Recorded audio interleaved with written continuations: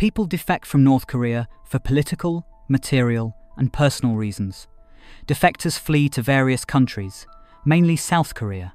In South Korea, they are referred to by several terms, including northern refugees and new settlers.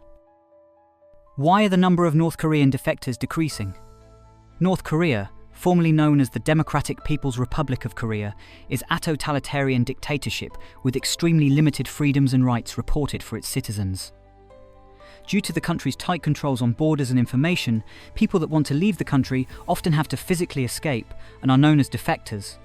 These visuals use data from the South Korea's Ministry of Reunification, track the number of North Korean defectors who make it to South Korea each year, as well as international reporting to explain the dwindling numbers. North Korean defectors from 1,998 2023. The table below shows the amount of successful North Korean defectors that arrived in South Korea from 1,998 through to June of 2023.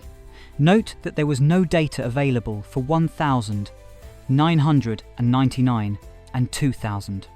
From the 1990s to 2010, we can see the amount of North Korean defectors steadily climbing to a peak of 2,914 people in 2009 alone.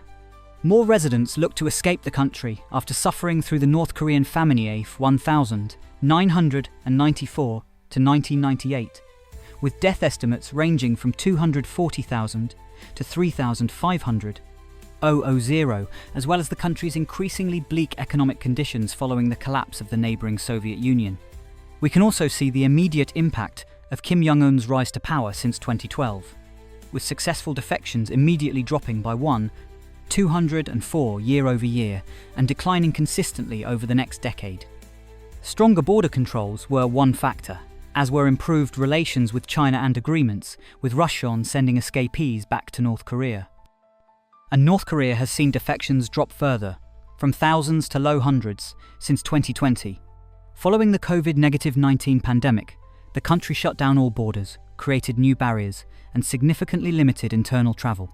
Since they can't cross the heavily surveilled and militarized border to South Korea, the Korean Demilitarized Zone, North Korean defectors have to travel through Russia or China to get to friendly countries in order to seek asylum.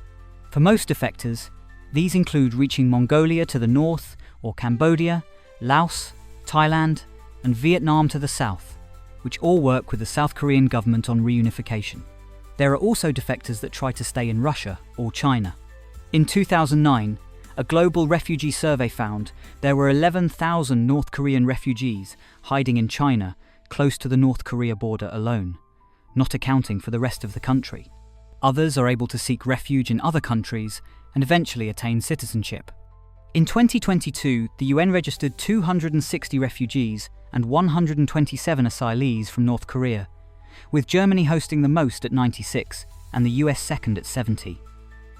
According to a poll by the National Human Rights Commission of Korea, around 50% of defectors said they had experienced discrimination because of their background. The two major issues were their inability to afford medical care and poor working conditions. Many complained of disrespectful treatment by journalists.